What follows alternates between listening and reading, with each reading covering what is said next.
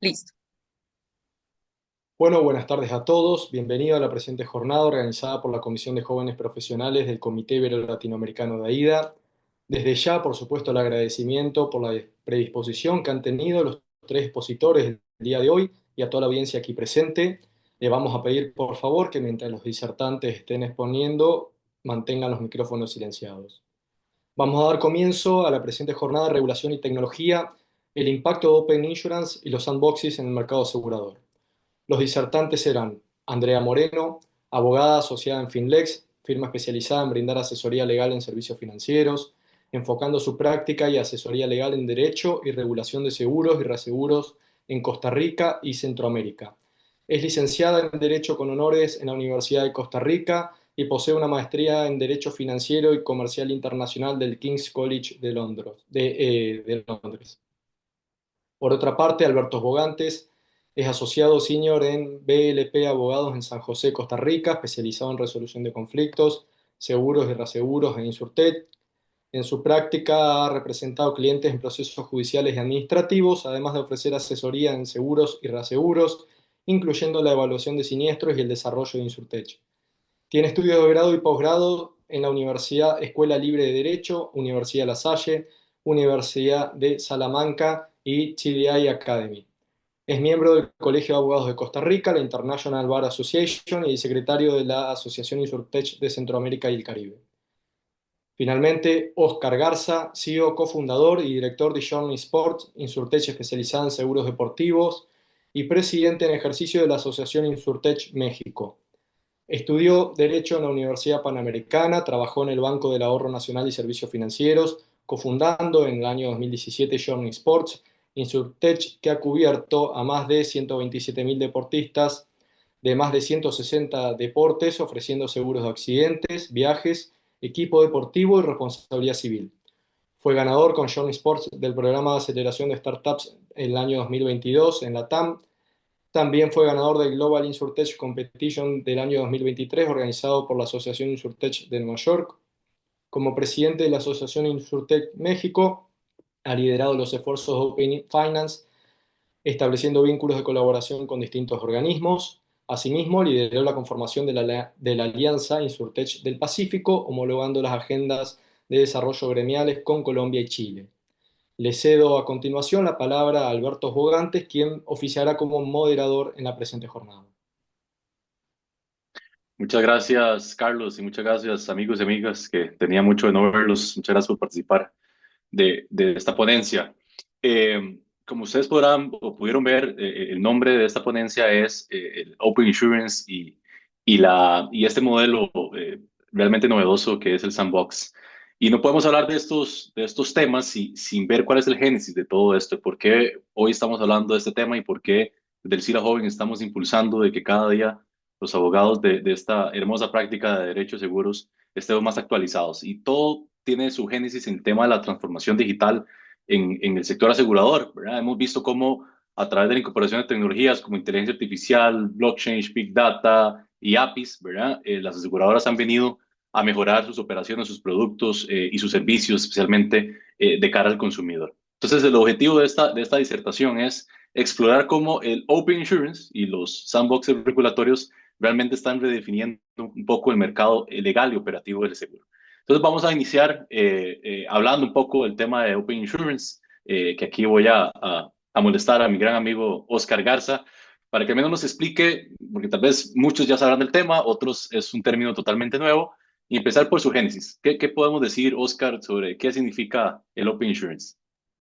Perfecto. Antes de entrar directo, ofrezco una disculpa por estar así tan playero. Estoy de hecho en la playa, estoy en Cancún, entonces por eso vengo con la guayabera. Pero ahora sí, entrando en materia, me gustaría primero empezar con algunas definiciones básicas. Primero de InsurTech, las clasificaciones de InsurTech y luego ya entrar de lleno a Open Insurance, que es una de las cosas importantes que se desarrolla dentro de esta práctica, así como las distintas versiones que esto tiene. Entonces, la definición que vamos a usar para InsurTech es una muy sencilla. Es cualquier empresa que utiliza tecnología dentro de la cadena de valor de la industria aseguradora, entendida como cuatro puntos: distribución, suscripción, reclamación y atención al cliente. Las InsurTech se subdividen a su vez en tres tipos de empresas. Tienes neoaseguradoras, que son aseguradoras debidamente constituidas, pero con una incipiencia, con un nacimiento digital. En segundo lugar, tienes habilitadores, que son empresas que se dedican a crear servicios tecnológicos que son utilizados por los actores ya existentes en el sector, como aseguradoras, agentes, brokers, ajustadores y demás actores de nuestra industria. Y por último, tienes distribuidoras, que son empresas que en alianza con una aseguradora, o sea, el riesgo no está en su cartera, crean productos de especialidad que pueden ser distribuidos, pueden ser vendidos al mercado. Por ejemplo, tal vez un seguro de mascota que requiere toda una cadena específica de atención y bueno, tal vez la aseguradora no la va a desarrollar, pero la InsurTech la puede desarrollar en colaboración con la aseguradora. Entonces, habiendo dicho esto, Open Insurance. Como concepto puede ser muchas cosas en muchos lugares. Hablemos de tres modelos mundiales con los cuales podemos entender esto. Está el modelo inglés, el modelo brasileño y el que es un poco parecido al europeo continental y el modelo americano. Entonces, en estos tres modelos Open Insurance realmente tienen un punto en común, que es cómo compartimos la data. O sea, de qué forma podemos estandarizar lo que se llama la data, la podemos interpretar, la podemos compartir, la podemos pasar entre los diversos actores de una cadena. Pensemos en un seguro de gastos médicos mayores, cómo el hospital nos puede pasar esta data a la aseguradora y la podemos pasar a su vez a un servicio tercero para revisión de buen gasto de la póliza, o por ejemplo un servicio de contabilidad o cualquier cosa del estilo, ¿no? Entonces, en el modelo brasileño, que es muy parecido al europeo continental, tenemos un regulador donde se establece un switcher. Un switcher es un sistema regulado por gobierno donde donde las empresas, diversas empresas, se pueden conectar a este switcher y se estandarizan las formas de conexión con el switcher, de tal forma que si tú te quieres conectar con un hospital, no tiene que ser asegurador o hospital directo, sino que te conectas a través de este paso intermedio, de este como repositorio que tiene que ser creado y operado por un gobierno, y luego a través del repositorio te conectas con el hospital. Ese modelo también es usado en India, por ejemplo, y es un modelo muy común porque simplifica las formas de conexión. Solo tienes que conectarte a un repositorio central y ese repositorio está conectado a todos los actores de un sector. La desventaja que tiene ese modelo es que primero se tiene que crear el repositorio como tal y tiene un solo punto de fracaso. El modelo inglés, como el modelo americano, son modelos abiertos. Eso quiere decir que lo que se hace es que se estandariza la nomenclatura de las APIs. Todos aquí están familiarizados con qué es una API. Creo que mejor entramos en definiciones. Una API es Exacto. un programa que consume los servicios de un servidor y los ejecuta en otro. Todos lo hemos experimentado cuando nos conectamos a nuestro LinkedIn y utilizamos nuestro correo, hacemos una validación de identidad a través de Google. Eso es una API que existe dentro del LinkedIn. Entonces, estamos utilizando el servicio de validación de identidad de Google dentro de la plataforma de LinkedIn. Esencialmente, en seguros esto lo podemos ver de varias maneras. Pensemos en una cotización. Si queremos que un agente traiga información de la aseguradora a través de programas, de plataformas, y no necesitamos que sea un correo electrónico, la API conectaría pues esencialmente al software de suscripción algorítmica que tenga la aseguradora para determinar un precio al cual se le puede colocar una póliza al cliente y que ésta la comunique la gente. Pero también hay APIs de emisión para que desde la plataforma la gente se pueda emitir esta póliza sin necesidad de tener que contactar a la aseguradora, sino a través de estas APIs. O APIs, por ejemplo, de siniestralidad, ¿no? Para que podamos conectar a el mecánico, el taller mecánico con la aseguradora para facilitar el proceso de gestión de un siniestro y cualquier otra cuestión. Entonces, concluido el entendimiento de que es una API, en el sistema inglés o americano tenemos una forma abierta donde no hay un repositorio central, un switcher único al que todo se conecta, sino lo que regulamos es cómo se llaman las APIs. O sea, cuál es la nomenclatura a través de la cual están programadas las APIs. Y de esa forma, si tú te quieres conectar con alguien, tienen que hacer la interconexión peer-to-peer, o sea, de negocio a negocio, pero tenemos un lenguaje que es común para todos. A esto le llamamos la estandarización de la nomenclatura de las APIs. ¿Ok? En Inglaterra siguieron un proceso de open source, donde esencialmente la estandarización de la nomenclatura fue propuesta por el sector a través de un formato de participación abierta que luego fue reconocido por regulador y de esa forma ya todo el mundo utiliza el mismo estándar de comunicación. En Estados Unidos no tenemos como tal un estándar de comunicación, tenemos un estándar abierto donde cada quien utiliza su propio estándar de comunicación, pero tenemos los otros dos estándares. Entonces, que son los estándares de ciberseguridad y los estándares de consentimiento digital. Entonces, he dicho muchas palabras, vamos a resumir lo principal. Open Insurance son los procesos a través de los cuales compartimos información dentro de nuestro sector. Y entendido desde un punto de vista básico para nuestro derecho, son tres tipos de estándares en particular. El estándar de nomenclatura de APIs, el estándar de ciberseguridad de los datos que compartimos y el estándar de consentimiento digital. Genial. Ahora hablabas sobre este tema de los APIs, que al final, de una otra manera, llega a ser la tecnología base o la facilitadora del Open Insurance. En tu Ujú. experiencia, no solo en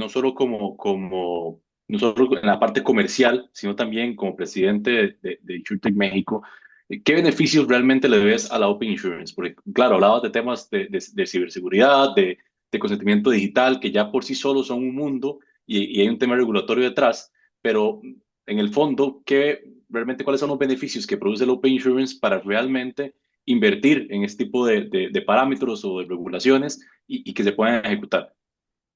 Ok, tenemos beneficios de experiencia de usuario, tenemos beneficios de análisis de data y prevención de fraude, tenemos beneficios de agilidad operativa y esto obviamente disminuye costos operativos de la aseguradora y tenemos beneficios de nuevos canales de distribución. Hablemos de cada uno de estos. Entonces, hoy en día, si tenemos un siniestro, hablemos de un blanco y negro, ¿no? Para que sea más fácil de entender. ¿Qué es lo que pasa hoy en día sin tecnología cuando tenemos un siniestro? ¿Y qué pasaría si tuviéramos un proceso apificado? Supongamos que tenemos un seguro de vehículo y alguien impacta con nuestro carro. Esa persona tiene un seguro de responsabilidad civil, daños a terceros, y ese seguro acepta la responsabilidad del daño que le ocasionaron a nuestro vehículo y nos da una carta. Entonces, esencialmente, el proceso es me chocan, los yo le llamamos a nuestras aseguradoras, vienen ajustadores, el ajustador ve los daños, sacan una comanda, te ponen las partes del vehículo que fueron dañados, te van a dar una copia en el papel verde para que tú puedas ir y te van a decir cuáles son los talleres. Irás a uno de estos talleres que te dijeron, van a revisar el daño, van a decirte más o menos qué es lo que se necesita. Ellos van a comunicarse con la aseguradora, le van a decir las piezas que se necesitan para resolver este daño son X, Y, Z y los servicios que yo tengo que ejecutar son X, Y, Z. ¿Ok?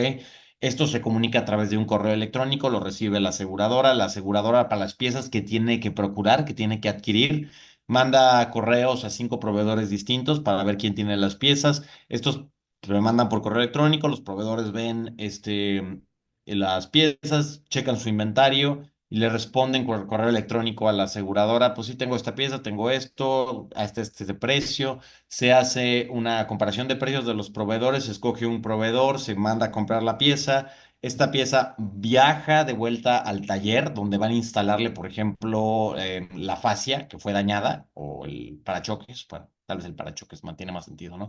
El parachoques que fue dañado de nuestro vehículo y bueno, llega la pieza, hacen la instalación y nos avisan que nuestro daño está cubierto. Todo esto tomó 3 meses.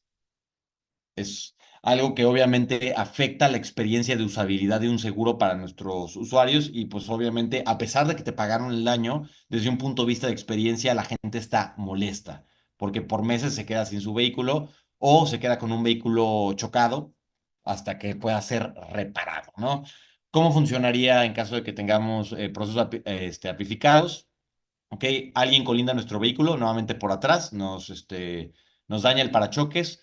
Nosotros abrimos la aplicación de nuestra aseguradora, tomamos una fotografía, la fotografía es enviada a un servicio de inteligencia artificial que va a hacer un cálculo preventivo de daño, te van a comunicar dentro de esa misma aplicación cuáles son los talleres a los que se puede ir. Llevas tu carro al taller, ayer tuvimos que esperar al ajustador, ya no nos dieron una hoja de papel. Vamos al taller, en el taller revisan que el daño sea el que había precotizado la inteligencia artificial, lo confirman, el taller está conectado a la aseguradora a través de APIs, esas piezas se piden automático, esta orden se lleva con las 5 empresas que venden esas piezas que ya están apificadas y conectadas con la aseguradora, tienen una cotización inmediata, entonces lo que hubiera sido un trabajo de recibir el papel, escribir el correo, mandar el correo, cotizar, se vuelve un solo proceso de una plataforma que se resuelve en un par de segundos. Se determina quién tiene la pieza, se manda en automático y ahora sí puede ser instalada esta pieza de forma más rápida en el taller y pues lo que hubieran sido 3 meses se vuelve un trabajo de un par de días, 2, 3 días, ¿no? Nos quitamos costos operativos del lado de la aseguradora. Todo ese tiempo, diríamos en México, disculpen en francés, hora nalga, ese tiempo de estar sentado en una oficina viendo papeles con una montaña y demás, es ahorrado para la aseguradora y pues le damos una mejor experiencia al cliente que en vez de esperar un par de meses, pues espera un par de días, ¿no? Para hacer esta instalación. Como eso también lo podemos ver desde el lado de cotización, cuando quieres cotizar algún seguro, por ejemplo, para responsabilidad civil, para un evento tal vez, o para gastos médicos mayores con una nueva aseguradora, normalmente involucra que tienes que llenar a mano 5 o 7 páginas de formularios.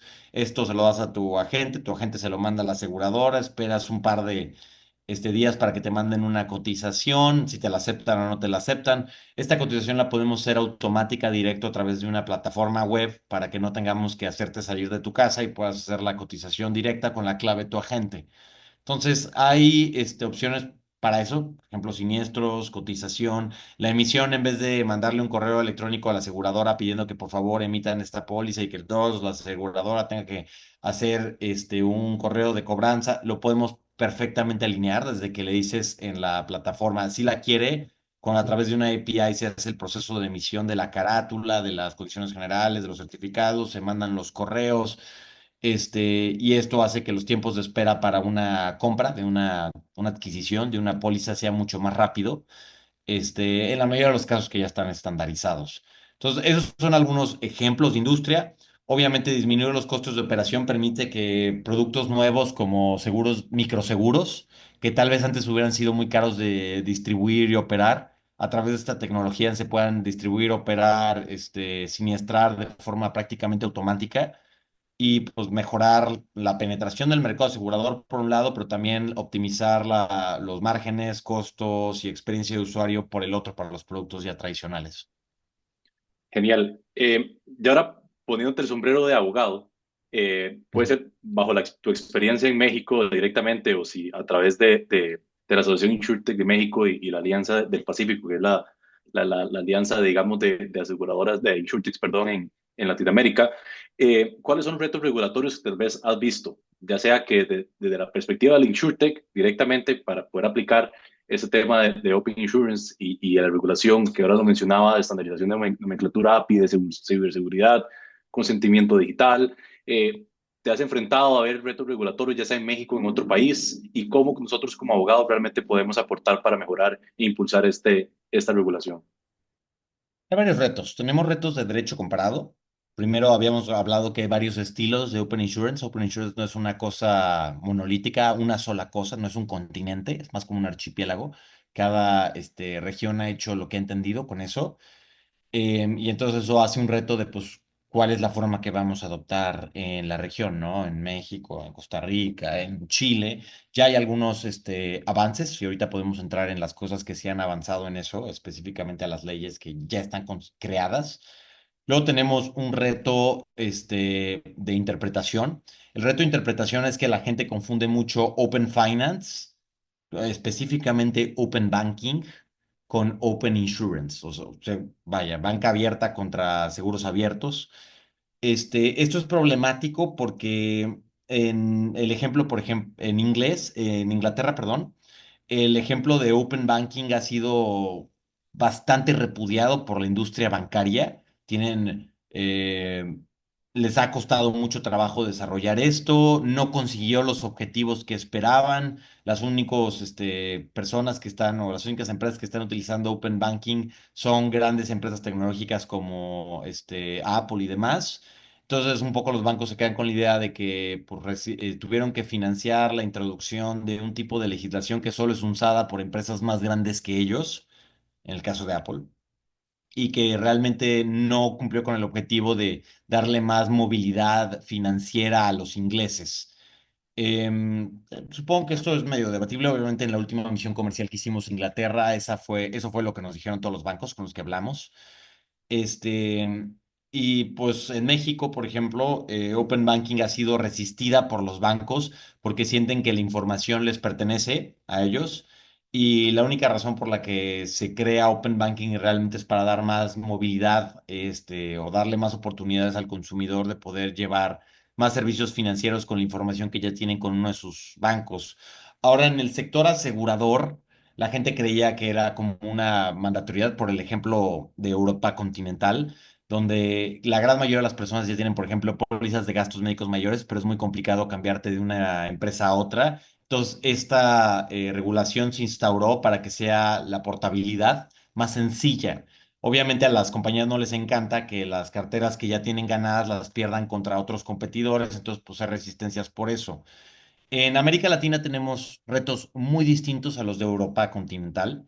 Aquí la gran mayoría de las personas no cuentan con pólizas de gastos médicos mayores, entonces cuando estamos hablando de mercados subpenetrados como el latino, es muy difícil hablar de portabilidad de gastos médicos mayores, pues, porque casi nadie lo tiene de mera entrada, ¿no? Entonces, ¿para qué hablamos de portabilidad cuando deberíamos de hablar de penetración? Y gastos médicos mayores tal vez no es el mejor producto para penetrar los mercados latinos porque son productos que inherentemente son caros, no son onerosos. Pero bueno, esa resistencia de los bancos un poco se ha filtrado a las aseguradoras. Nosotros hemos hecho un trabajo fuerte, no solo con la AMIS de México, la Asociación de Aseguradoras, sino también con Fasecolda en Colombia y con la Asociación Chilena para que la reinterpretación no la entiendan como una tecnología que le va a permitir a sus clientes más fácilmente abandonarlos, sino como una tecnología que les va a dar optimizaciones operativas, que les va a dar nuevas oportunidades de crear nuevos productos que van a poder hacer que penetren mejor el mercado y que va a disminuir sus costos operativos, ¿no? Entonces, cuando la reinterpretamos así, las aseguradoras están mucho más abiertas a intentarlo. Y también cuando no decimos que va a ser una imposición desde el lado del regulador, de que todos tienen que tener APIs, eso les genera mucha resistencia, pero cuando lo ponemos como, miren, no todos tienen que tener APIs, quien los quiere que los tenga, pero si van a tener APIs, usemos este estándar de nomenclatura para que todos hablemos el mismo idioma. Eso es una forma mucho más sencilla en la que las aseguradoras dicen, va, así me interesa más participar y contribuir. También no les gusta la idea de que los reguladores escriben esta nomenclatura estándar de APIs. La mayoría de nuestros reguladores no saben ni qué es una API. No es una crítica, es simplemente es un hecho. Y pues tradicionalmente no tenían por qué saber para qué servían, ¿no? Entonces, el estándar de open source, o sea, de un código abierto, fuente abierto para compartir y que sea atribuible desde parte del sector, considero que es algo que les gusta más a ellos porque ellos pueden mismos contribuir, o una empresa de InsurTech dedicada a interconectar talleres mecánicos con aseguradoras puede donar, por así decirlo, las APIs que utiliza. Y además es buen negocio para la empresa, porque si se utiliza su estándar de nomenclatura de APIs, para ellos va a ser más sencillo penetrar en el mercado de los servicios que ofrecen. Entonces, algunos de los retos, ¿no? Entonces, resumiendo, retos de percepción, retos de derecho comparado y pues por último están los retos de implementación, el de hecho hacer esto. No es necesario cambios legislativos para implementar esto. En México, por ejemplo, ya tenemos la Ley de Instituciones de Tecnología Financiera. Una versión de esta ley la podemos encontrar también en Colombia, Chile, no sé si Brasil, pero creo que tienen algo parecido, donde ya se estandarizan los tipos de datos que hay. En la legislación mexicana hablamos de tres tipos de datos.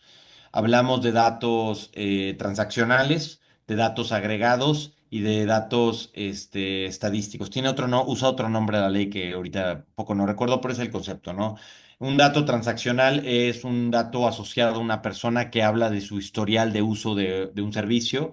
Un dato agregado habla pues de un concepto en particular. En México lo utilizamos para estandarización de nomenclatura de APIs para cajeros automáticos, o sea, dónde están los cajeros automáticos, cómo se ingresa su información, pero sin decir un nombre específico, o sea, sin que la información sea atribuible a una persona y tampoco a una línea de producto, sino un concepto de mercado. Y luego los estadísticos, pues es información que se puede consumir de todas las transacciones de una empresa como para creación de productos, pero no necesariamente de una persona, y esta información desde la legislación mexicana puede ser cobrada por parte de los bancos. El legislador mexicano estaba pensando en bancos cuando hizo esto, no estaba pensando en seguros, y hay que decir, la práctica bancaria contra la práctica de seguros es sumamente diferente. Los bancos están más ocupados con temas de crédito, con temas de inversión, con temas de derivados, ese tipo de cosas. Seguros estamos más ocupados en servicios y en riesgos y en operación conjunta con otros actores, ¿no? Como para los casos de seguro de celular, que pues alguien te pueda reparar la pantalla de ese celular, no necesariamente en créditos. Y cuando vemos temas de créditos, los vemos como un producto adicional que acompaña al crédito, como un saldo de vida deudor, por ejemplo, que hay puntos de cercanía, pero no necesariamente tienen que ser lo mismo.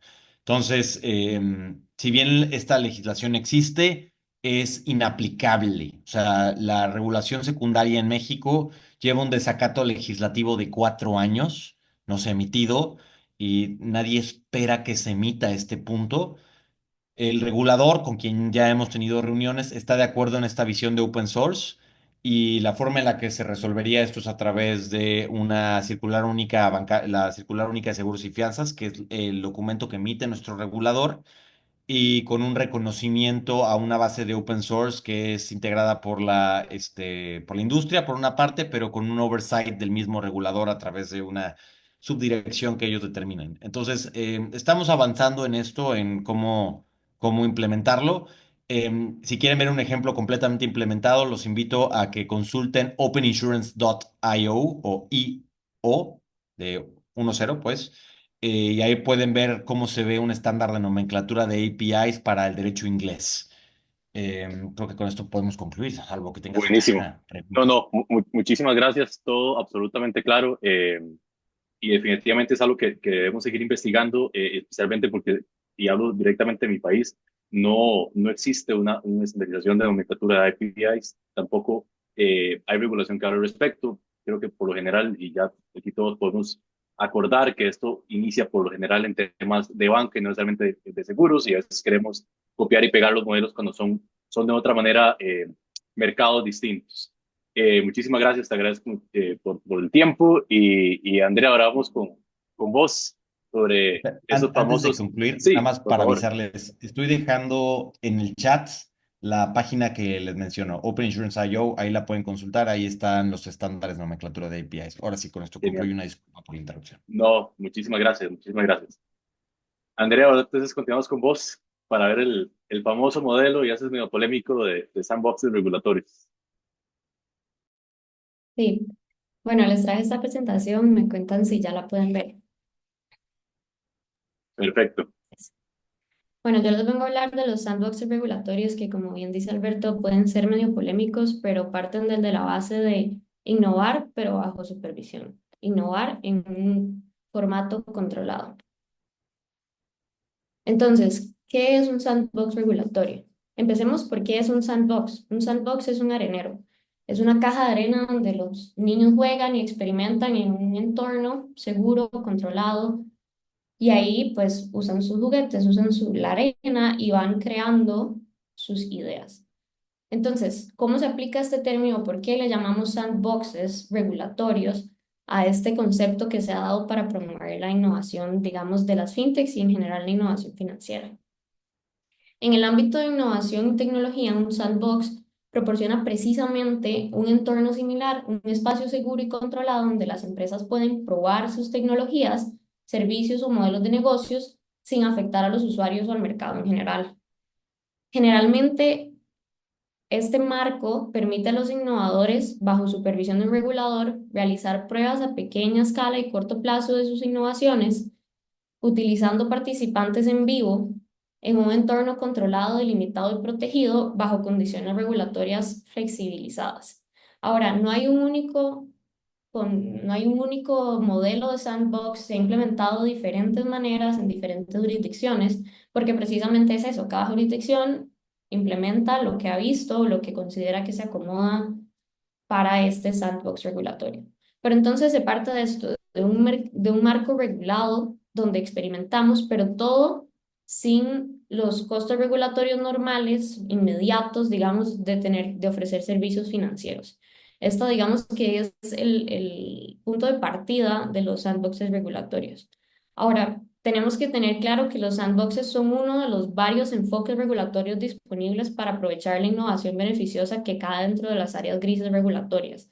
No es la única manera, ya también escuchamos del Open Insurance, pero es una de las maneras que se ha implementado para tratar de ver cómo se afronta esta innovación que es necesaria. Entonces, ¿cuándo surgen los sandboxes? Después de la crisis financiera del 2007-2008, empieza a salir o empieza a promulgarse regulación que es bastante restrictiva, favoreciendo al consumidor. Regulación que sí es necesaria, pero se tenía que encontrar un balance entre la protección al consumidor y el crecimiento exponencial de las fintech. Entonces, se toma este concepto que ya existía, que es precisamente de las pruebas clínicas que se realiza para los medicamentos antes de sacarlos al mercado, y se acopla a el sistema regulatorio financiero. Se toma este ejemplo que se hace y se ha venido haciendo antes de sacar medicamentos al mercado y se ajusta para que calce a lo que es el sistema financiero. Pero no fue hasta el 2016 cuando realmente se estableció el primer sandbox regulatorio. El primer sandbox lo vimos implementado por parte de la Autoridad de Conducta Financiera del Reino Unido, que por sus siglas en inglés es FCA, Financial Conduct Authority, que establece como parte de su iniciativa dentro del project que ellos llaman Innovate, este sandbox regulatorio. Ellos parten de un principio en este proyecto que se tiene que incentivar la innovación en el sistema financiero de la mano de la creciente tecnología que se ha visto, digamos, en los últimos 20 años. Entonces, para poder incentivarlo, implementan esta idea que ya existía o se empezó a desarrollar después de la crisis financiera, la llevan a la realidad. Entonces, a la fecha, el sandbox del FCA tiene la historia operativa más larga y precisamente este sandbox es el que ha influido en la implementación de muchos sandbox en otras jurisdicciones, obviamente con los ajustes que pues, siempre van a corresponder. ¿Cuál es el propósito de los sandbox? El objetivo principal siempre va a ser buscar este balance, reducir la incertidumbre regulatoria, la cual siempre puede desalentar o obstaculizar la innovación, pero bajo un espacio supervisado que a su vez le otorga al supervisor la posibilidad de proteger a los consumidores y tener una mejor comprensión del impacto potencial de estos productos innovadores. Porque sí, la innovación financiera es importantísima para avanzar en el sector, pero muchas veces esa innovación financiera nos ha llevado a enfrentarnos a crisis porque no se miden adecuadamente los riesgos que implica esa innovación. Por eso es que se crean los sandboxes. Idealmente, las pruebas exitosas en el sandbox conducen a un método más simplificado para acelerar de manera segura un despliegue de innovaciones deseables y beneficiosas para el mercado, pero en otras ocasiones puede que el proyecto simplemente no sea un éxito, no funcione, no se requiera por el mercado. Este entorno clínico que ofrece el sandbox fomenta una importante experiencia de aprendizaje mutuo. Aprende el supervisor de estas nuevas tecnologías, pero también aprenden los innovadores de qué funciona y qué no funciona. La comunicación ágil y transparente que existe a la luz del sandbox permite que cada parte acceda y se aproveche fácilmente de la valiosa experiencia de la otra, tanto el regulador como el innovador. Ahora bien, los sandboxes no son una relativa nueva herramienta para los reguladores, pero tienen que agregar sustancia a la innovación fintech. O sea, no es simplemente que el sandbox exista por existir para probar los proyectos fintech, sino que tienen que agregar sustancia, tienen que aportar. Entonces, esta digamos que es una posición complicada, o tal vez no complicada, pero nueva o retadora para el supervisor, porque tienen que aportar, no es simplemente recibir, sino que tienen que existir, ¿verdad? Esta comunicación y trasiego de información entre las partes. Los sandboxes regulatorios pueden impactar potencialmente en los objetivos de inclusión financiera, porque por medio de estas fintechs se puede promover la inclusión financiera. De hecho, algunos de los sandboxes regulatorios, no todos, tienen como propósito buscar la inclusión financiera. Por ejemplo, el sandbox del FCA no lo tiene como propósito, pero el sandbox de otras economías, digamos, en desarrollo, como por ejemplo el sandbox que se implementó en Sierra Leone, tiene como propósito ¿verdad? La inclusión financiera de las personas. Ahora, ¿cuáles son los beneficios para el sector asegurador? ¿Qué pasa con los sandboxes? Los sandboxes nacen, y bueno, nacen el FCA como un regulador de todo el mercado financiero. Entonces, los beneficios para el sector asegurador son muy similares a los beneficios que tienen realmente todas las fintech de utilizar un sandbox. Estos beneficios son, primero se reduce el tiempo de comercialización, es lo que se conoce ese time to market. ¿Cuánto tiempo me toma a mí desde que tengo la idea a llevar al el producto operativo y que genere rentabilidad? Lo que se dice con los sandboxes regulatorios es que los retrasos muchas veces de estos proyectos son impulsados por esa incertidumbre regulatoria que existe y que afecta ciertamente de una forma desproporcional a los pioneros pues, en proyectos financieros innovadores. Siempre va a existir esta incertidumbre que a su vez genera que no haya tanta inversión en estas innovaciones. Eso es lo que se pensaba al inicio de la concepción de los sandboxes y por eso es que se busca con estas herramientas que así la gente puede invertir o mejorar ese acceso al financiamiento que tienen estos productos o servicios. La evidencia de otras industrias sugiere que el tiempo de comercialización puede aumentar aproximadamente en un tercio si hay una incertidumbre regulatoria. Entonces, esto se trae y se aplica para los sandboxes con el fin de reducir ese reto de financiamiento que tienen este tipo de startups fintech o startups insurtech, porque siempre es difícil recaudar fondos. Ahora, esto ha generado, los sandboxes han generado, ciertamente, si lo evaluamos desde el 2016, que haya más productos innovadores llegando al mercado. No necesariamente todos estos productos siempre salen del sandbox y se vuelven exitosos, pero sí han habido proyectos que permiten, digamos, pasar de esta fase de financiamiento a un momento certero de ya ponerlo en acción. Los beneficios que el sandbox podría proporcionar a las empresas siempre tienen que llevar mejores resultados para los consumidores. Ese, digamos que es el propósito de los sandboxes. Por ejemplo, una mayor variedad de productos y servicios, costos reducidos, un mejor acceso a los productos financieros. Entonces, a su vez, también con un sandbox, y llevándolo particularmente al ejemplo del sector asegurador, se puede promover el acceso al seguro, buscar instrumentos, medidas, productos que sean innovadores, pero que también, pues, con estos productos podamos buscar la inclusión de poblaciones tradicionalmente excluidas del sector financiero y del sector asegurador. Ahora, el sandbox permite a los reguladores trabajar con los innovadores para garantizar que se incorporen siempre esas salvaguardas adecuadas para la protección al consumidor.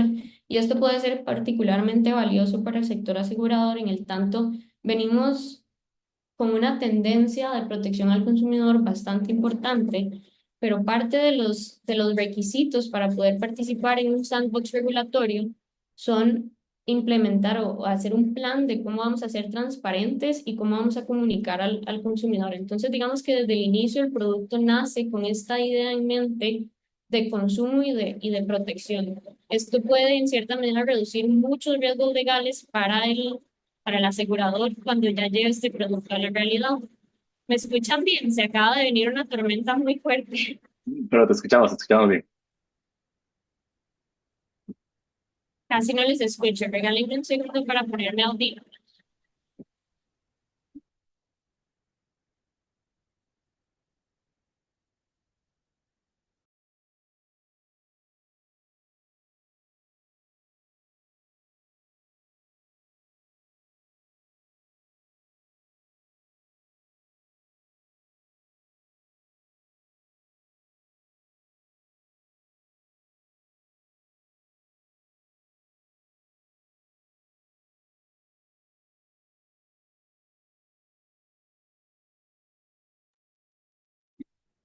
¿Me escuchan mejor?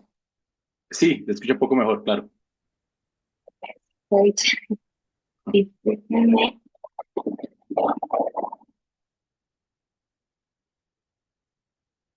Ok, les decía que entonces esto nos ayuda a plantear productos en el mercado que pues ya han sido probados desde una perspectiva de consumo y así podemos reducir riesgos legales o reputacionales a futuro dentro del sector asegurador.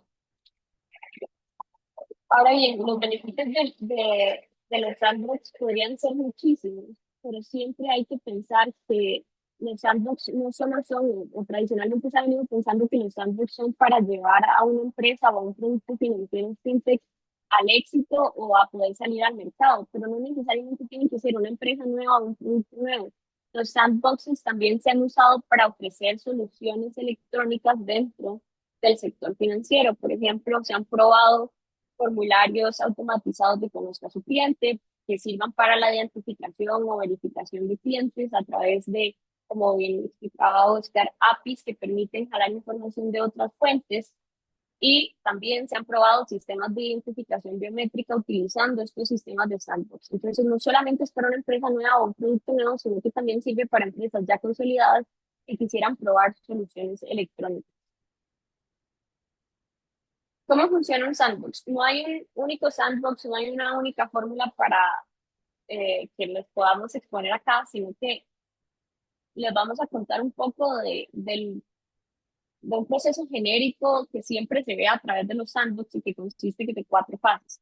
Primero hay una aplicación, el supervisor va a publicar un marco del sandbox, cómo funciona, cuáles son sus objetivos y cuáles son sus requisitos de elegibilidad, cuáles son esos criterios de evaluación que se van a utilizar.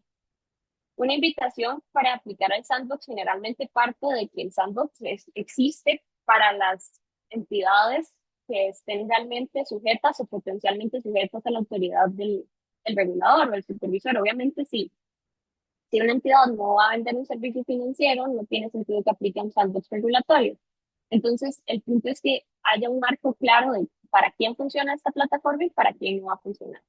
Entonces, en esa aplicación, usualmente hay variaciones de lo siguiente, pero se parte de que primero, para que pueda funcionar dentro del sandbox, tiene que haber una innovación genuina, no vista anteriormente en el mercado o no vista con éxito anteriormente en el mercado.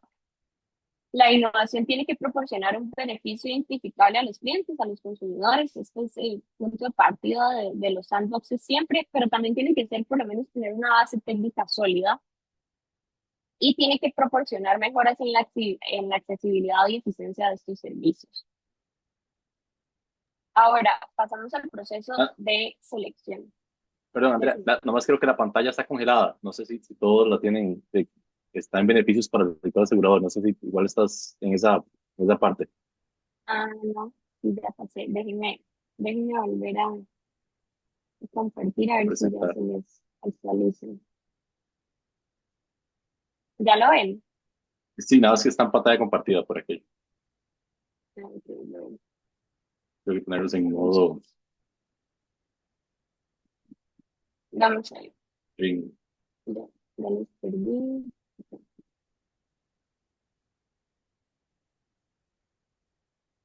no te preocupes.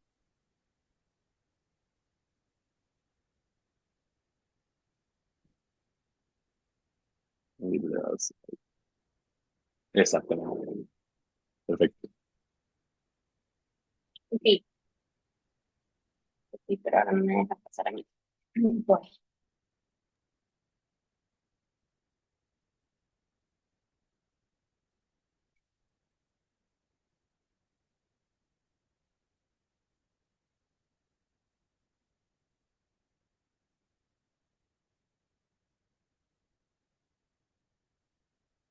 Creo que ya debería funcionar. ¿La ven bien? Sí, pero está en Viewer Presentation. Está directamente. Mm, Ahí sí, estamos perfecto. Ahí no. no entiendo qué está pasando, perdón, se me No coló se un preocupe. poquito. No se preocupe. Creo que ya sé.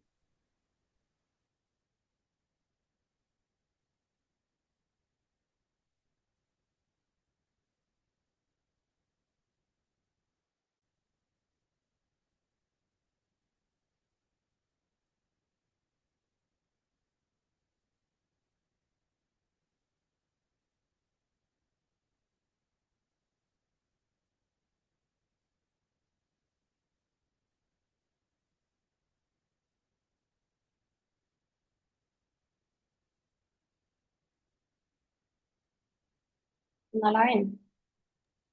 Igual en Ajá, Presenter. exacto, igualmente en Viewer Presentations, vamos a ver. Mm, Ahora sí. Ahora sí, perfecto. Ok, listo. Disculpen. Entonces, les decía, luego pasamos a un proceso de selección que lo que permite es al regulador entrar en acuerdos. Una vez que se cumplan con estos parámetros, tienen que presentar las empresas, digamos, dentro de sus requisitos de aplicación, tienen que presentar una serie de requisitos que les permita demostrar que esta transparencia y estos efectos frente al consumidor van a ser sanos. Es decir, tienen que presentar una serie de herramientas, de métodos transparentes de información veraz y efectiva a los consumidores dentro del proceso de sandbox. Este proceso de selección en muchos mercados, bueno, dependiendo del sandbox del que estamos hablando, pero en muchos es abierto, es decir, puede ocurrir sin necesidad de establecer plazos en el que se pueda aplicar. Está abierto las 24 horas del día, los 365 días del año. No hay un mes en específico en donde se pueda aplicar. Hay otros sandboxes en donde sí, más bien únicamente se puede realizar en meses determinados y se generan grupos de aplicantes al sandbox y con estos grupos se llegan a los acuerdos.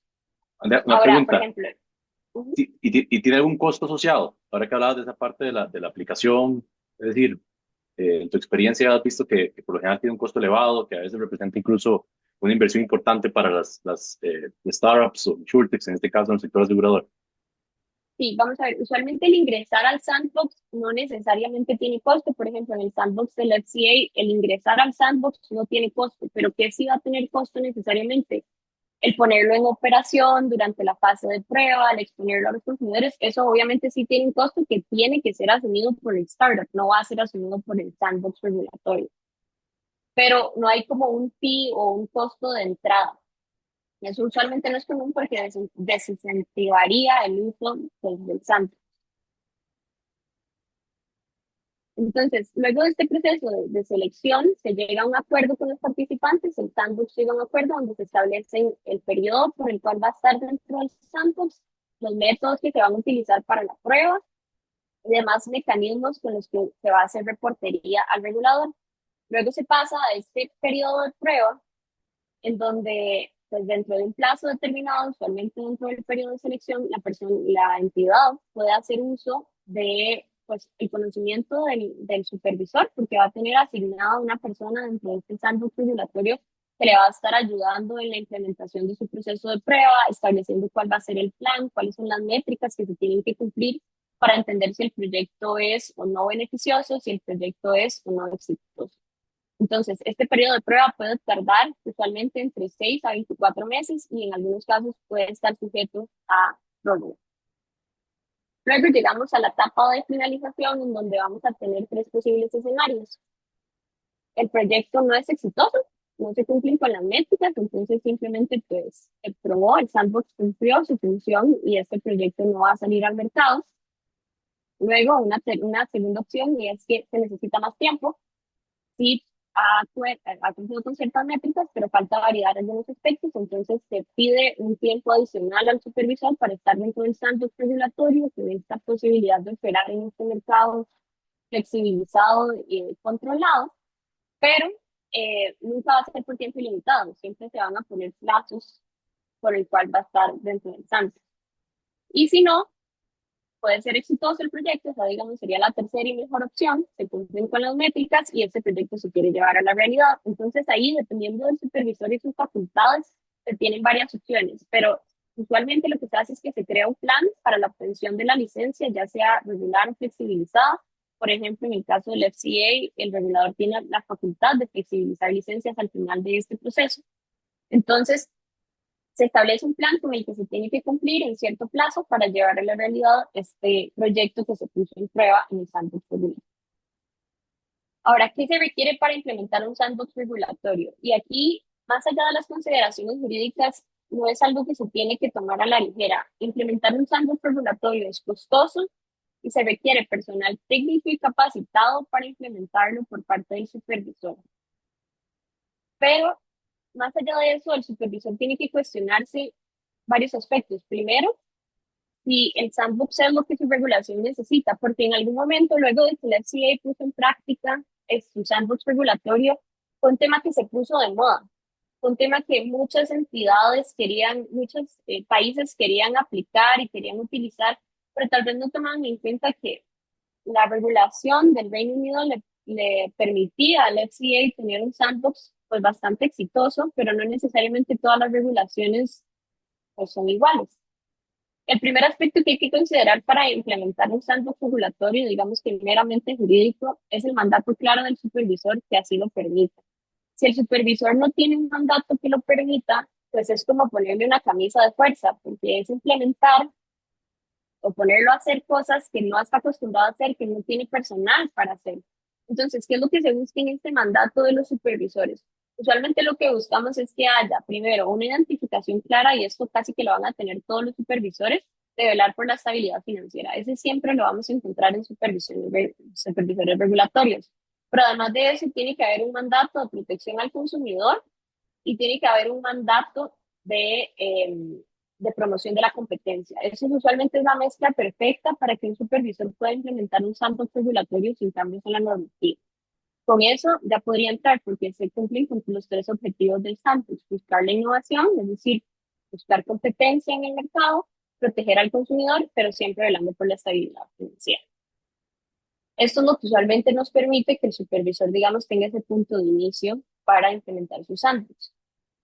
Esto se analizó cuando se llevó el Project Innovate al Reino Unido en el 2016. Se analizó y se determinó que, bueno, el recientemente creado FCA sí tenía estas facultades y sí precisamente podía, digamos, dar ese paso adicional para incursionarse en un sandbox regulatorio. Y también es importante que tengan la posibilidad de simplificar significativamente las complejidades regulatorias para las empresas fintech. Como les decía, hacer un sandbox regulatorio es costoso. Se van a necesitar recursos públicos porque estamos hablando de un supervisor. Entonces, no tiene sentido implementar un sandbox regulatorio si el supervisor no tiene las facultades para simplificar las complejidades regulatorias. Es decir, si el supervisor está en una camisa de fuerza en cuanto a temas de autorización, en cuanto a temas, digamos, de flexibilización, no tiene vías, no tiene sentido venir a implementar un sandbox regulatorio, porque todo lo que sucede dentro del sandbox regulatorio es para que cuando se finalice este periodo de prueba, se pueda establecer la creación de esta empresa con algunas flexibilizaciones precisamente por ser un fintech. Entonces, no podemos, digamos, podemos tener el mandato, pero si no tenemos la posibilidad de flexibilización, ese proyecto no va a ser exitoso. Y eso muchas veces es lo que pasó cuando se trató de replicar el modelo de sandbox. El FCA tiene una facultad, digamos, bastante amplia para analizar o para flexibilizar estas medidas regulatorias. Entonces, precisamente es por eso que el modelo pues, ha sido bastante exitoso.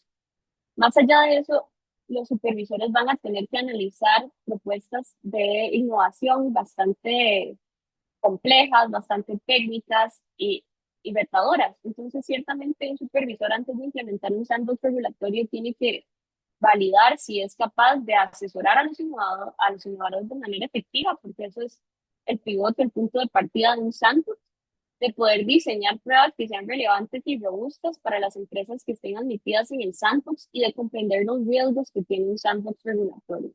Entonces, luego de 10 años, casi 10 años de la primera implementación de un sandbox, ¿qué lecciones se han aprendido hasta el momento? ¿Qué elementos son necesarios para el éxito de un sandbox? Primero, es un sandbox se alinea con las necesidades del país. A ver, en temas de innovación financiera, todo es muy cambiante. Puede que en el 2016 un sandbox regulatorio hubiera sido la salida o la alternativa más lógica para intentar la innovación financiera. Puede que en este momento no lo sea. Puede que en este momento para muchas regulaciones ya el sandbox regulatorio no sea una necesidad país. Hay que tener un sandbox con alcances claros y objetivos y bien desarrollados. Se han planteado ideas de tener sandbox para temas específicos. Entonces, por ejemplo, hacer un sandbox regulatorio para seguros paramétricos. ¿Por qué? Porque así es una manera de que el supervisor pruebe el alcance y los objetivos que pueden tener los sandbox, pero que sea digamos, con un proyecto bastante limitado. Este punto es esencial. Si hay suficientes recursos financieros y técnicos disponibles, si el supervisor no tiene recursos financieros y técnicos personal humano, etcétera, algo interno, pues no le va a ser factible llevar a cabo este sandbox. Hay tres modelos principales con los que se llevan a cabo los sandbox. Primero es con recurso interno, pero ampliando ese recurso interno. ¿Qué quiero decir con eso? Teniendo un departamento especializado para el sandbox dentro de la organización, dentro de del supervisor.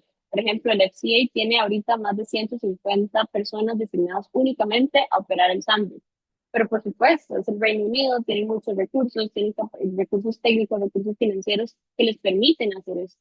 Muchos de los países subdesarrollados, en los estudios recientes que se han venido realizando, demuestran que lo que hacen es que implementan los sandbox, pero más bien asignan estas funciones a estructuras ya existentes, que tal vez no tienen ni el tiempo ni tal vez los conocimientos técnicos para implementar estos sandbox. Entonces, otros países, con muchísimo más dinero inclusive, lo que han hecho es subcontratar los sandbox. Entonces, lo sacan del supervisor y lo subcontratan en una entidad que lo lleva a cabo.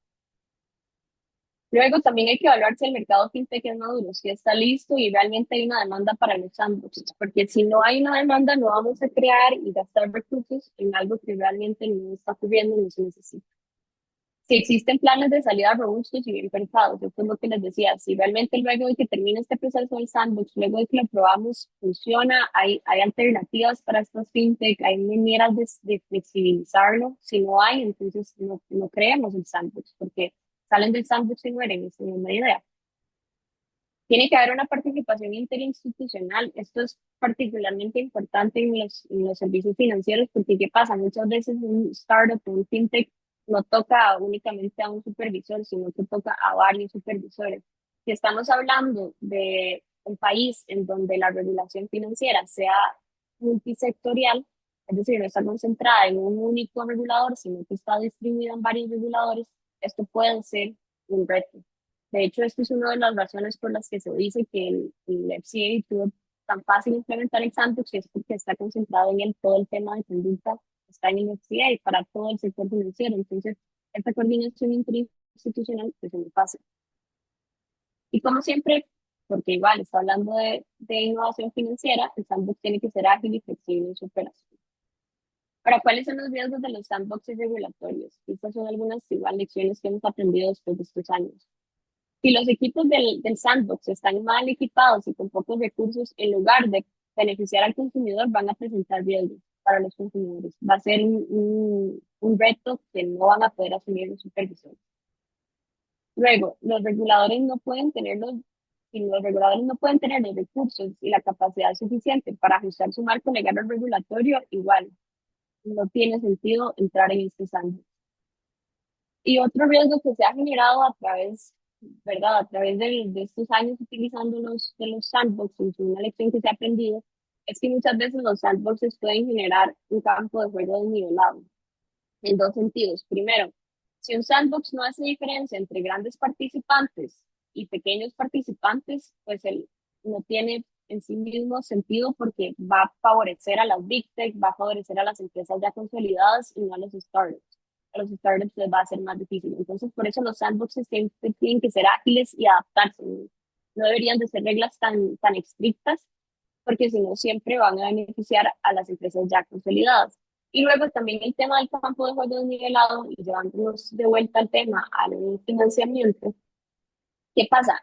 Con los sandboxes ha ocurrido que cuando una empresa es admitida dentro del sandbox, esto por temas de transparencia se publica, pero entonces es como una medallita para esa empresa de yo estoy en el sandbox del regulador.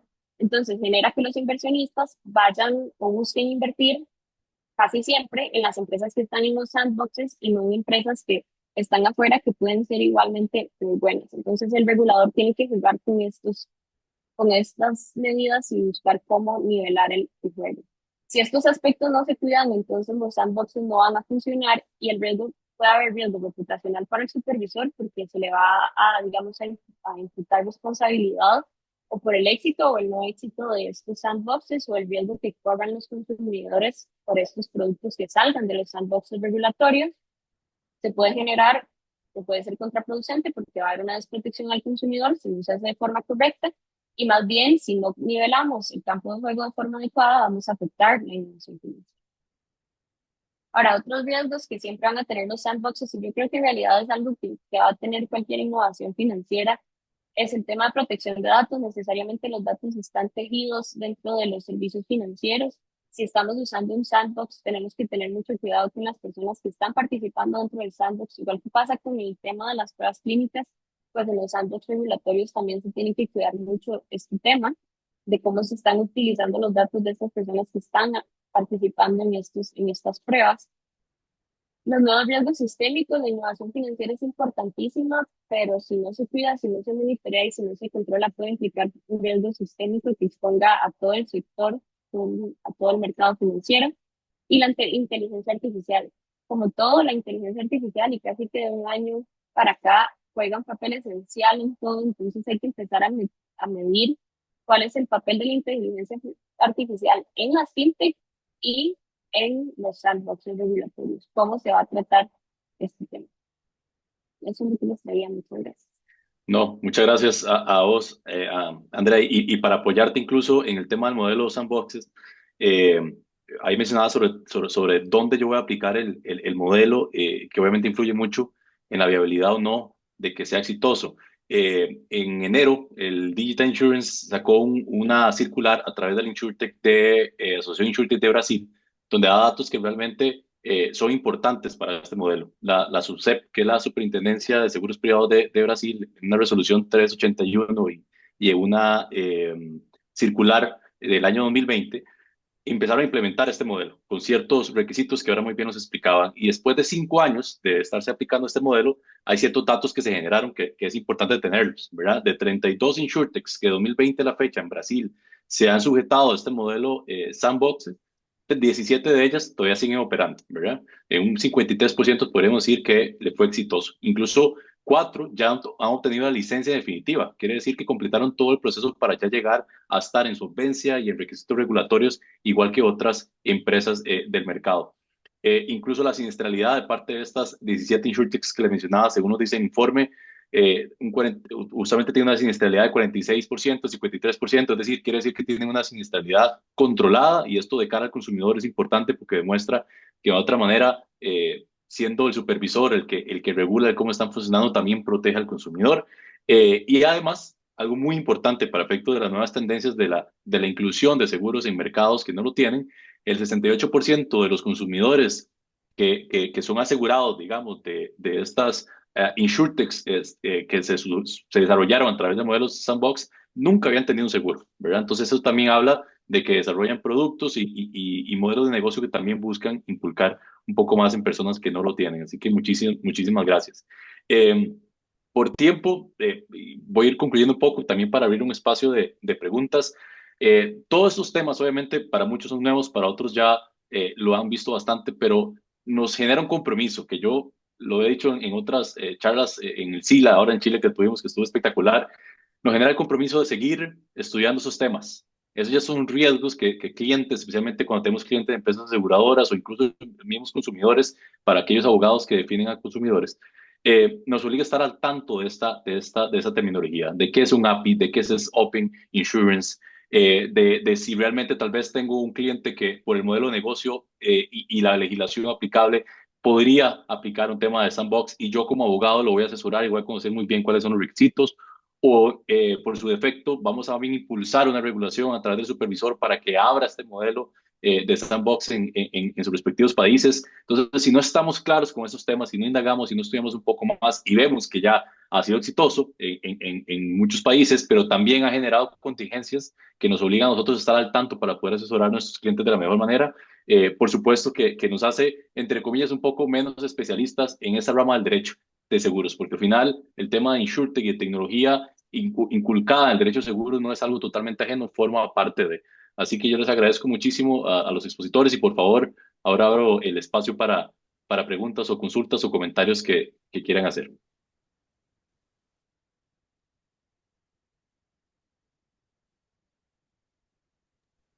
Y Carlos, aquí me explicas un poco mejor. Si alguno tiene, no sé si levanta la mano o cómo funciona. Sí, sí, sí, que desactiven el micrófono, por favor, y hagan la consulta, comentario que quieran, por supuesto.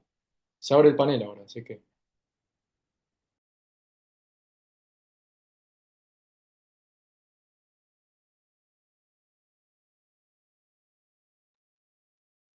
Bueno, al parecer todo muy claro. Ya que Ahí está, no, Marcio. ya que la gente que habla español no hace ninguna pregunta, voy yo con mi portuñol acá a tentar hacer una preguntita.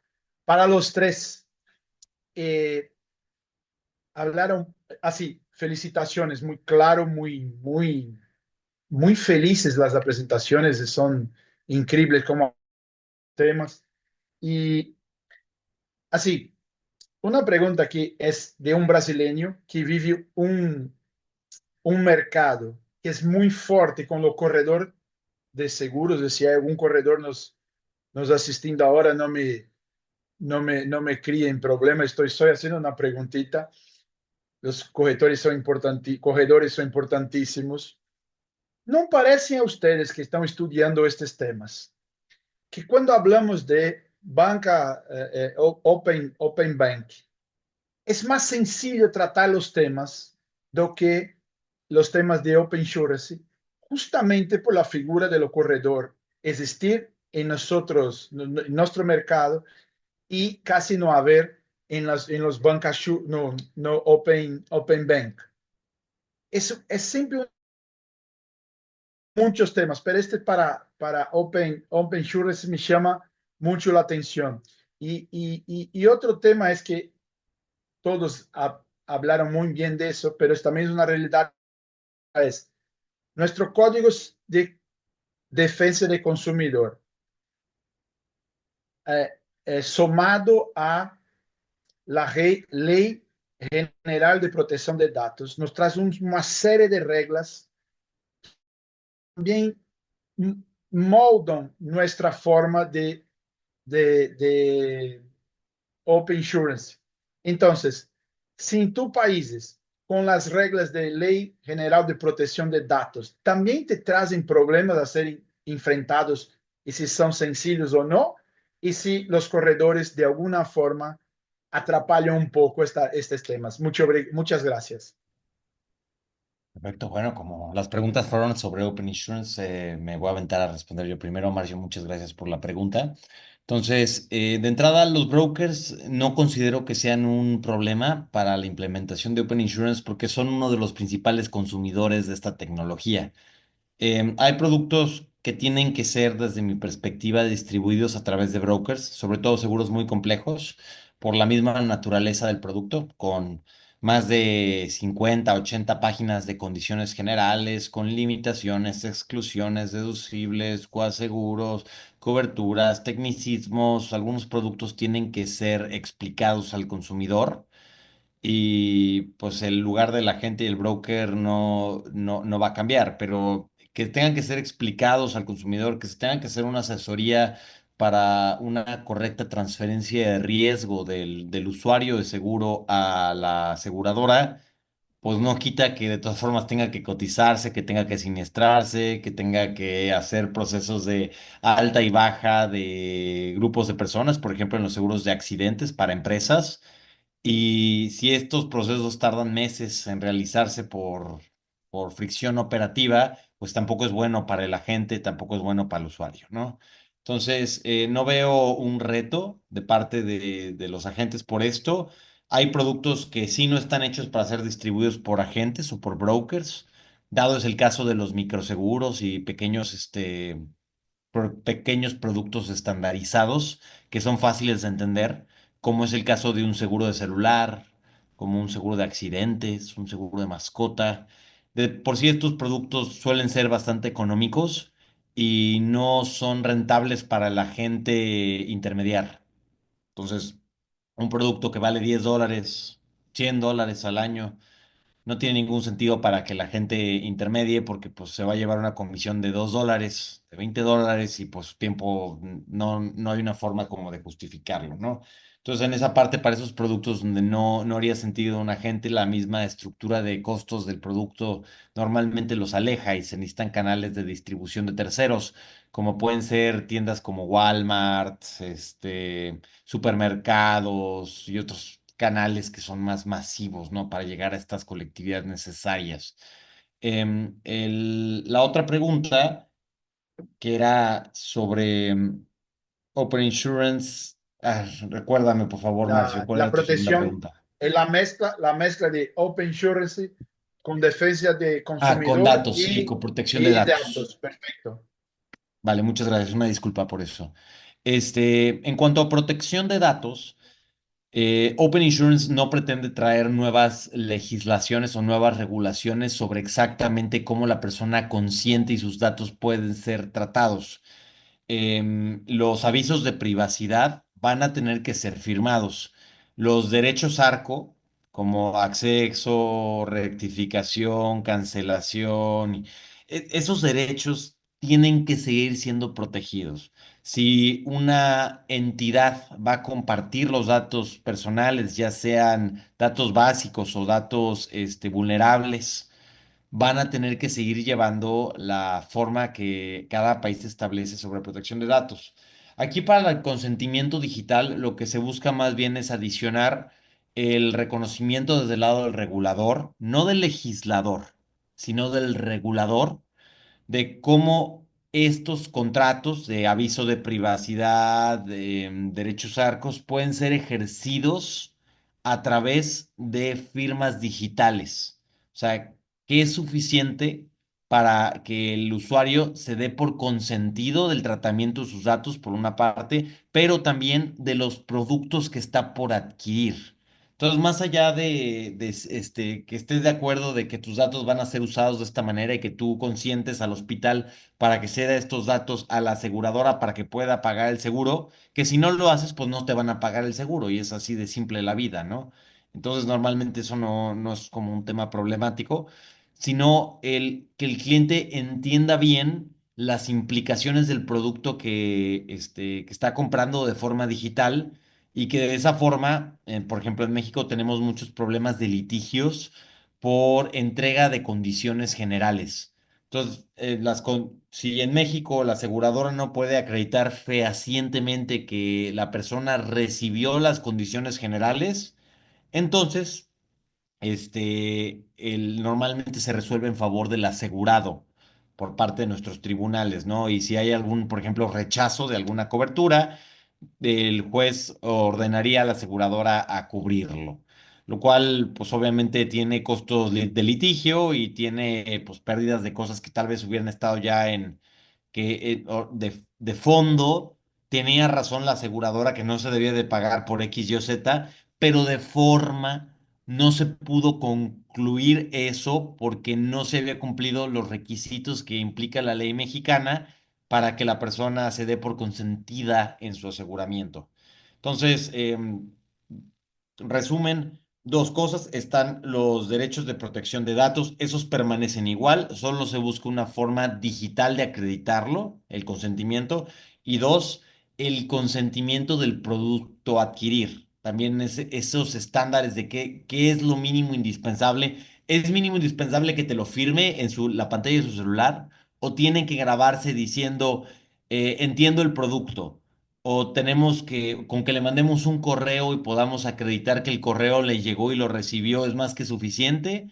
¿O tenemos que hacer una cadena probatoria con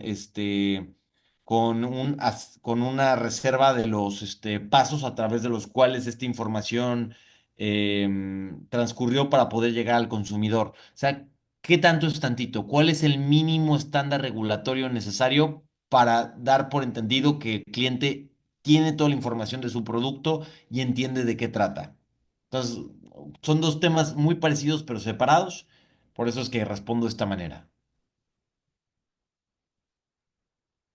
Buenísimo, muchas gracias, Oscar. ¿Alguien más que quiera hacer alguna consulta o comentario? Hola, soy Rebeca Herrera de Colombia. Yo solamente quiero felicitarlos. Excelente, excelente tertulia de Acordece Joven. Quiero felicitar a Carlos y a todo el equipo. Me encantó. Estuve un ratico por fuera, pero traté de oírla toda y los quiero felicitar. Muchas gracias. Muchas gracias, Rebeca. Alberto ¿Qué y tal? Carlos, hay un ratito para más una. Que alguien iba a hablar. Si alguien va a hablar, yo me callo. Perdón, Marcio, hago una preguntita. Mi nombre es Leonardo Naui de Buenos Aires, Argentina, para una pregunta para Andrea. Yo, perdón, estoy sin voz porque estuve dando clases.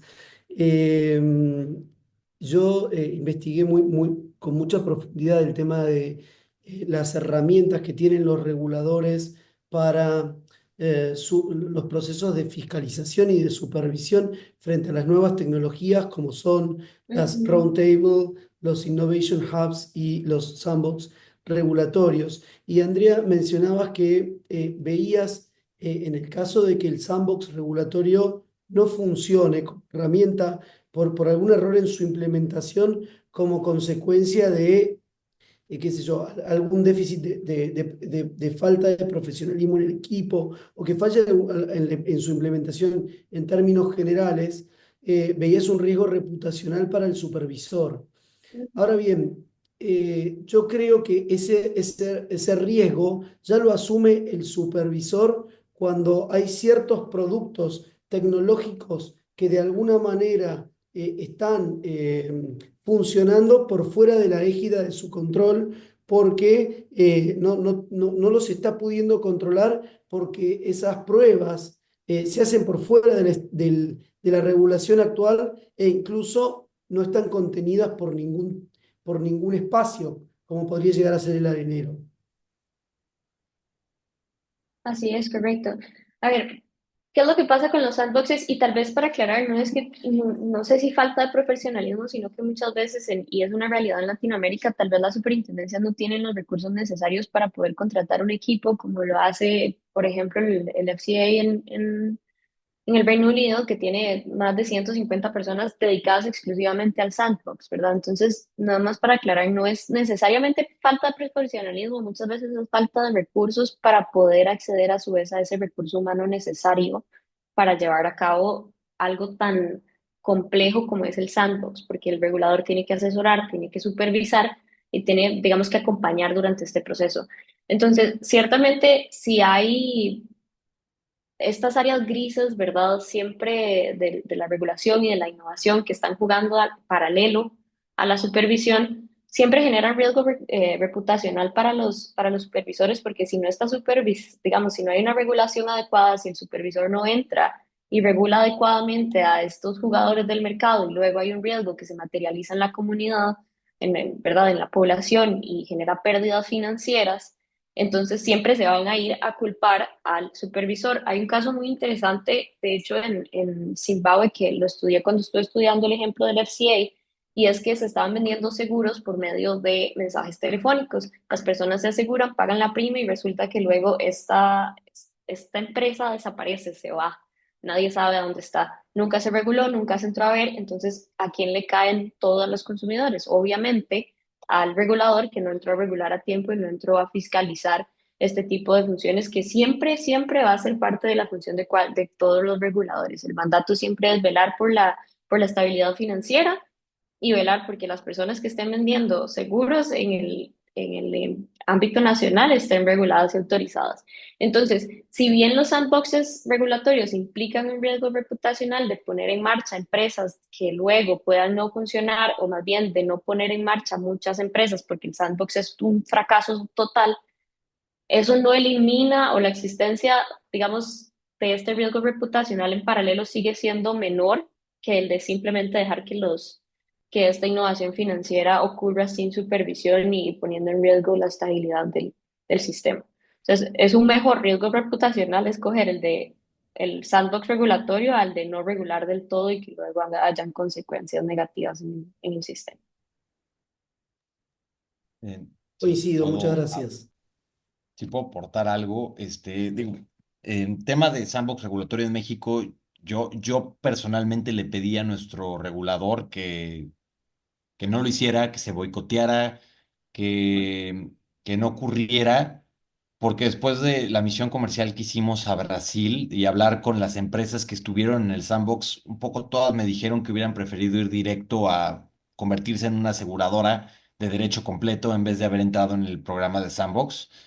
Este, sí, cinco me dijeron eso de ocho con las que fuimos a hablar, las otras pues dejaron de existir, entonces pues ya no tenía como mucho sentido.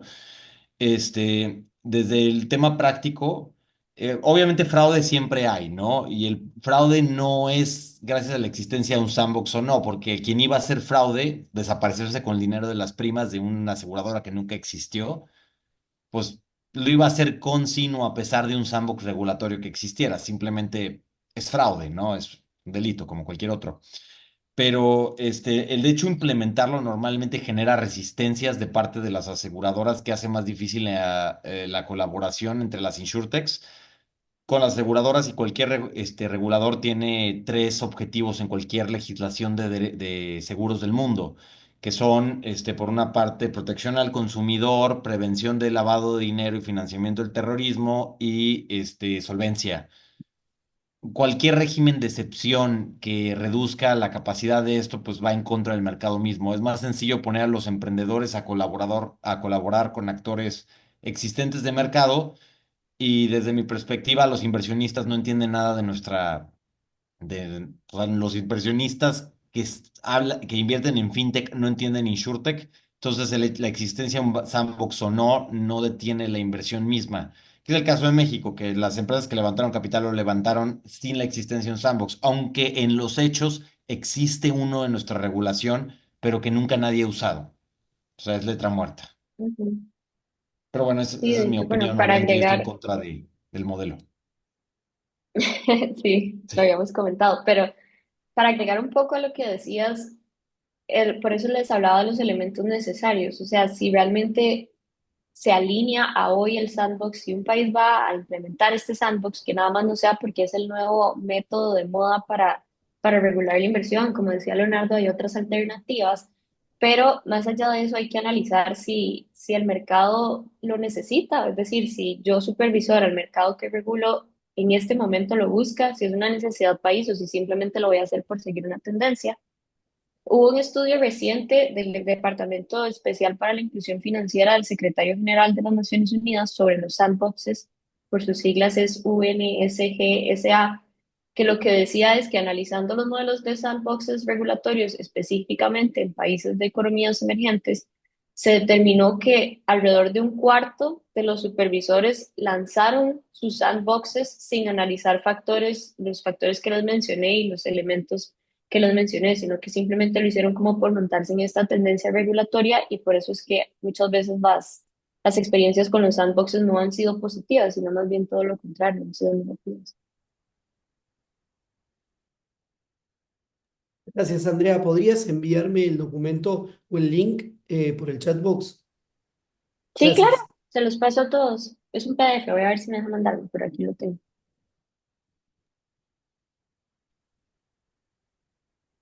Buenísimo. Bueno, no sé si alguien más tiene algún comentario o pregunta. Ya sabemos que es viernes y que ya al sur del continente es un poco más tarde que acá, entonces eh, ahí te cedo la palabra, Carlos. Bueno, por supuesto que agradecerles, han estado excelentes los tres, han sido muy claros, agradecerles por la predisposición que han tenido con la Comisión de Jóvenes del SILA, Andrea, Oscar, excelentes las disertaciones, agradecer a toda la audiencia y en especial a vos, Alberto, por haber oficiado tanto como moderador de esta jornada, lo has hecho de forma excelente, y también como coorganizador de la jornada, ¿no? Ha sido parte también del cerebro de la organización de esto, así que agradecerte enormemente por la predisposición que has tenido, ¿sí? Si alguien Encantado. más tiene alguna otra pregunta, Carlos, sí. solo hacer, Andrea, sí.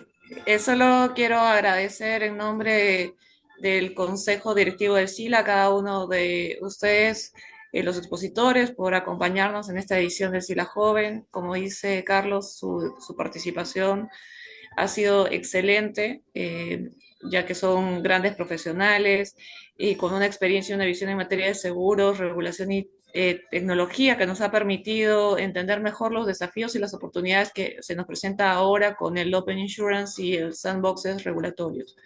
Gracias, Andrea, Alberto, por participar, por su conocimiento, por transmitirnos tan claras exposiciones. Gracias a ti, Carlos, también por generar estos diálogos que son tan constructivos. Por favor. Gracias a toda la audiencia y a los expositores. Damos entonces por finalizada la jornada. Muchísimas gracias a todos, buen fin de semana. Hasta luego. Muchas Luego, gracias. Muchas un gracias, placer. cuídense. Hasta Hasta luego, luego. gracias. Hasta luego. Muchas gracias. Ni modo, Alberto. Iremos a la playa. Cuídate. Bye bye. Gracias, Oscar. Estén bien.